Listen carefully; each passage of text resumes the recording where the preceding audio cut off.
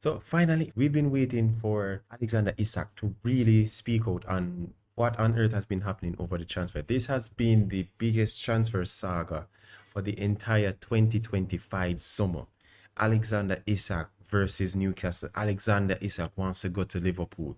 Alexander Isak having bad times or being a bad teammate with Newcastle players. And it is absolutely crazy that at this point in time, when the PFA Player of the Year awards is going on, that him being selected as one of the, call it, team members for Team of the Year, that he's not there, but he gives or presents a statement that has pretty much shaken the English Premier League for the entire day and for the entire summer.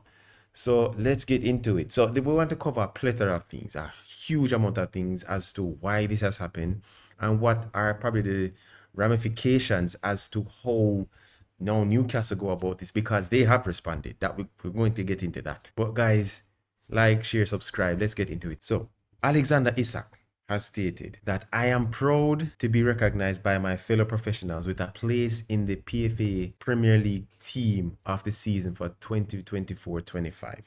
First and foremost, I want to thank my teammates and everyone at Newcastle who has supported me along the way. I am not at the ceremony tonight with everything that is going on.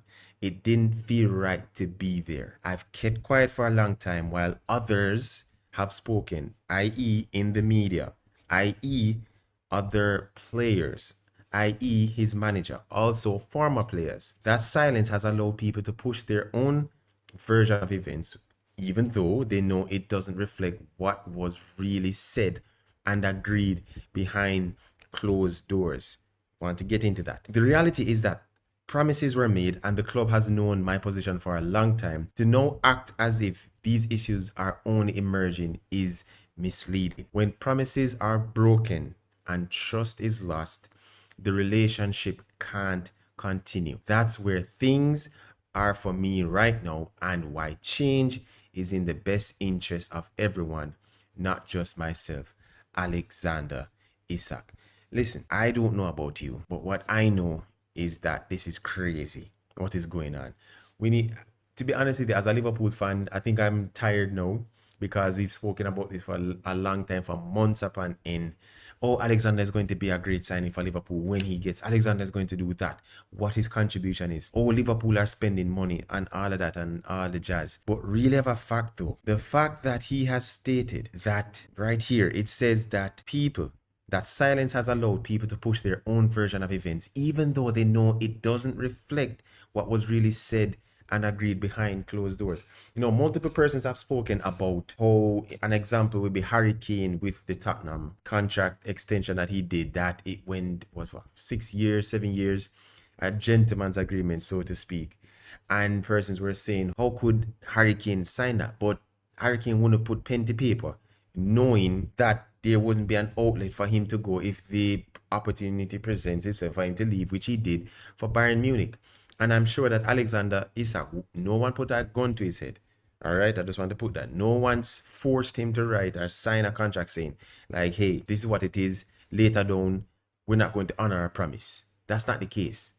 Alexander wouldn't do that, I'm assuming, of course. And the truth is, I don't like what he has done. In fact, I don't like what both parties have done. Alexander Isak went about this the wrong way. I've said that multiple times. I believe if he had gone about it, if he had made his requests probably a little bit more known, reminding, stating what he wants, how he goes about it, still training, still maybe practicing, of course you're still going to show disdain and put pressure on the club with little, little remarks here, subliminals here and there, at least persons know. But the truth that he has not trained with his teammates, has not gone to preseason training, he has not shown face, he has not done anything, neither taken the pictures or photos for this Premier League season for Newcastle. It kind of shows he's been a bad sport. And I've seen multiple persons slander him. I've seen multiple content creators slander him.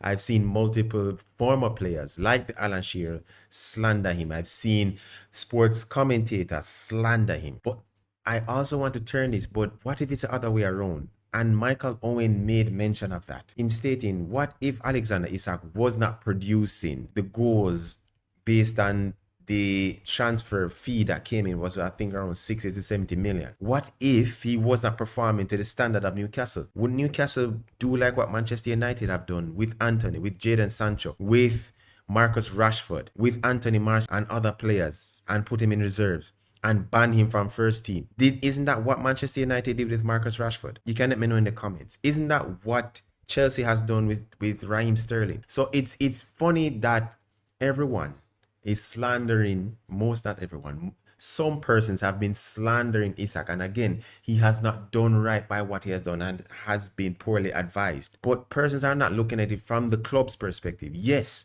no one is bigger than the club, and everyone is tribal to their own community and to their own team. But at some point in time, we also have to think objectively and look at things objectively as to why this has happened. Why has Newcastle all of a sudden has this issue? Why is it that no Alexander Isak is stating this? And he also states that promises were made behind closed doors. No, we weren't privy to those promises. We will never be privy to those promises unless someone speaks out as to what they were. Maybe it was an agreement with the previous ownership or the previous CEO, and probably to the previous sporting director, I think his name is Paul Mitchell. There could have been agreements there, but no one is privy to that conversation. And it's also stating that Newcastle has gone back on their word. Based on what he has said for a long time, they have known his position for a long time. And I'm going to speculate and say maybe over a year. Newcastle has known that Alexander Isak is interested in a bigger move.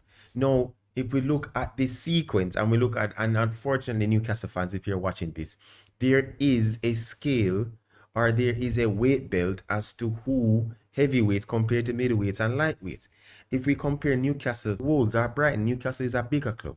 If we compare Newcastle to West Ham United or Fulham, Newcastle is still a bigger club. But if we're comparing Newcastle to a Tottenham or a Liverpool, they are a bigger club. The ego of football is that once the bigger team, the bigger sharks begin to circle the water, they normally get what they want.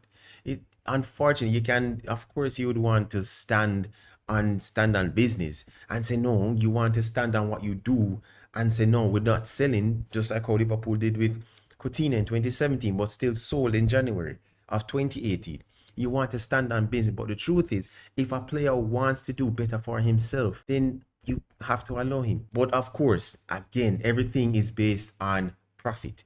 It is based on money. And Newcastle has said that if the valuation has not been met, we are not going to take your bid into consideration seriously. That is the truth. And it's funny because if I'm looking at this right now as it relates to what Newcastle has said, because they did come out and state what they wanted. Newcastle has stated that we are disappointed to have been alerted to a social media post by Alexander Isak this evening. We are clear in response that Alex remains under contract and that no commitment has ever been made by a club official that Alex can leave Newcastle this summer.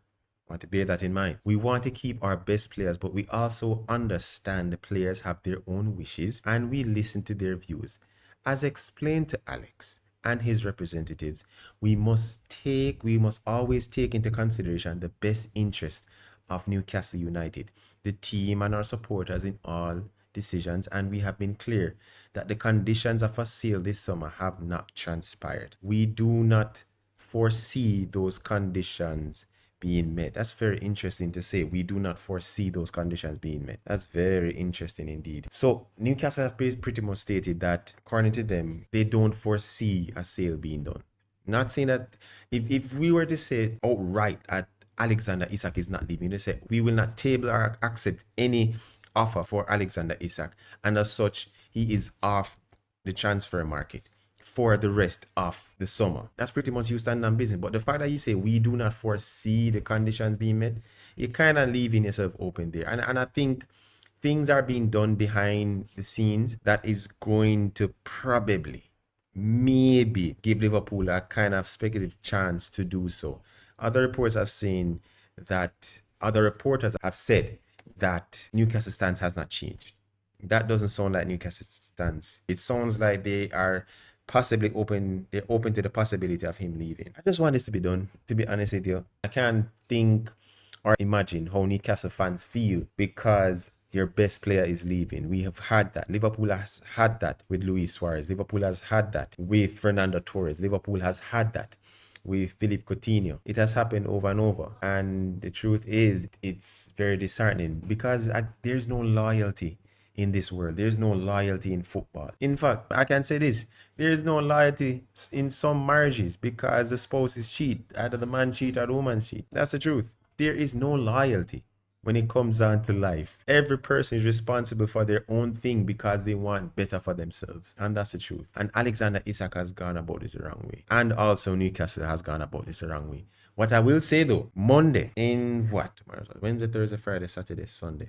In 6 days, ladies and gentlemen, I promise you this is going to be one of the most physical, dirtiest football games that we are ever going to see in this Premier League. I would not be surprised if there is at least 3 red cards in this match. 2 from Newcastle, 1 from Liverpool. Because tackles will be flying. I am positive that Bruno Guimaraes is going to be flying kicks left, right, and center.